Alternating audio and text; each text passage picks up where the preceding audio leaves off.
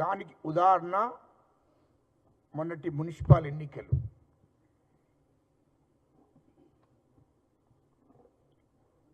ఇది స్వయంగా నేను అనే మాట కాదు, కేసీఆర్ బిడ్డ కవిత గారు కూడా ఈ మాట మాట్లాడుతున్నారు. This is a demonstration of Wirecast. KCR సొంత బిడ్డ మాట్లాడుతున్న మాటలు.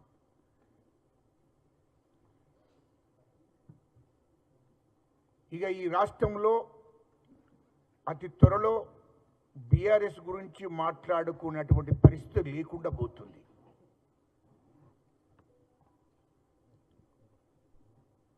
ఎందుకంటే మొన్నటి ఎలక్షన్లో చూశారు, వరుసగా వస్తున్నటువంటి ఎన్నికలు కూడా తెలంగాణ ప్రజలు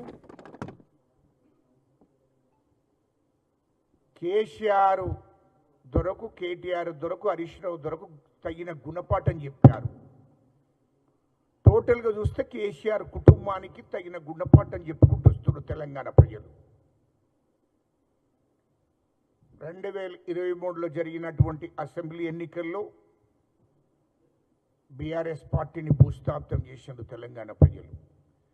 వరుసగా మళ్ళీ పార్లమెంట్ ఎన్నికల్లో తెలంగాణ ప్రజలు బీఆర్ఎస్ను పొందబెట్టారు. డిపాజిట్లు దక్కకుండా అయిపోయింది పార్లమెంట్ ఎలక్షన్లో. తర్వాత ఎమ్మెల్సీ ఎలక్షన్లో కూడా అసలు బీఆర్ఎస్ పార్టీ అడ్రస్ లేకుండా పోయింది. ఆ తర్వాత జూబ్లీహిల్స్ ఎన్నికల్లో బీఆర్ఎస్ను ఓటమి పాలు చేసినారు. ఆ జూబ్లీహిల్స్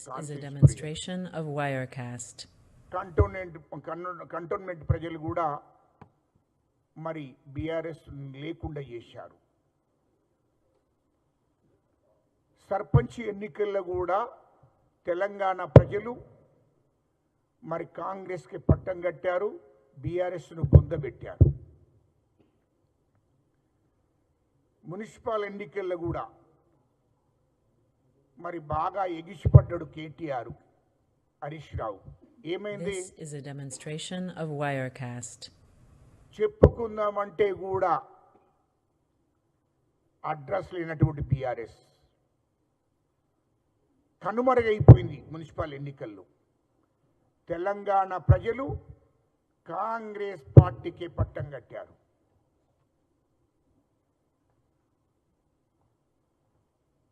కాంగ్రెస్ పార్టీ మీద నమ్మకంతోని, రాహుల్ గాంధీ గారి మీద నమ్మకంతోని, ఇటు రాష్ట్ర ముఖ్యమంత్రి మా రేవంత్ రెడ్డి గారి మీద నమ్మకంతోని, మా పిసిసి అధ్యక్షుడి మీద నమ్మకంతోని తెలంగాణ ప్రజలు మళ్ళీ మున్సిపల్ ఎన్నికల్లో కూడా కాంగ్రెస్ పార్టీని గెలిపించారు.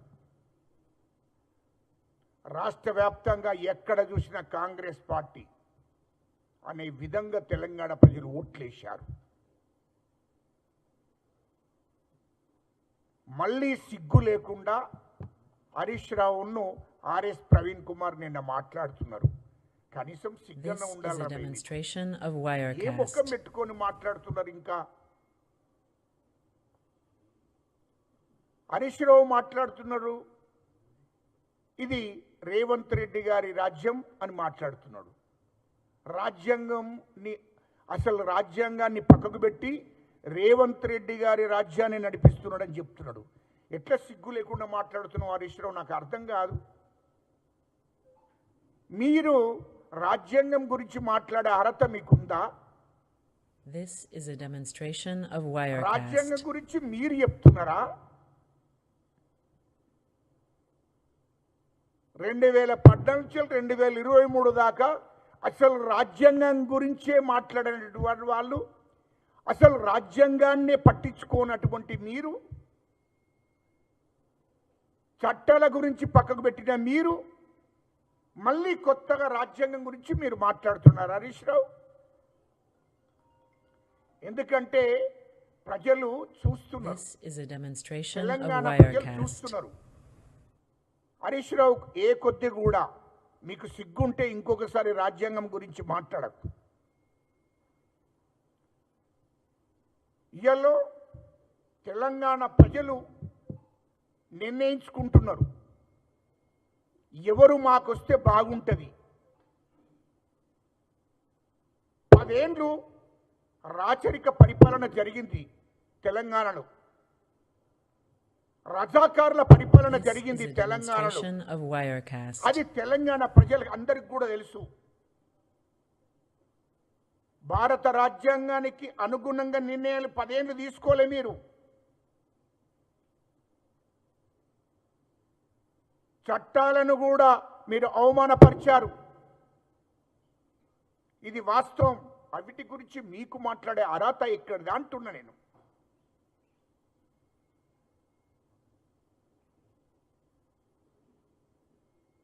This కాంగ్రెస్ is a ప్రభుత్వం demonstration అంటే of Wirecast. ఇది ప్రజాస్వామ్య ప్రభుత్వం. మా ముఖ్యమంత్రి రేవంత్ రెడ్డి గారు భారత రాజ్యాంగానికి అనుగుణంగా నిర్ణయాలు తీసుకుంటున్నాడు.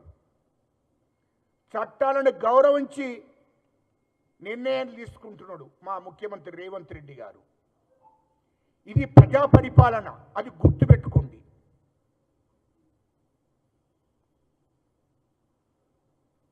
ఇవాళ మీరు భారత రాజ్యాంగం గురించి మాట్లాడుతున్నాడు మన హరీష్ రావు గారు. ఈరోజు గుర్తుకొస్తుందా? 10 ఏండ్లు తెలంగాణ ఉద్యమకాలను అణిచివేశారు. గుర్తుకొస్తలేదా? 10 సంవత్సరాలు ఏ పార్టీని కూడా మాట్లాడకుండా చేసిండ్రు మీరు. అది గుర్తుకొస్తలేదా? కుల సంఘాలు, ప్రజా సంఘాలు, దళిత సంఘాలు, బీసీ సంఘాలు మాట్లాడితే This is a కేసులు demonstration పెట్టారు, of Wirecast. జైలుకు పంపించారు. మీకు గుర్తుకొస్తలేదా? తెలంగాణ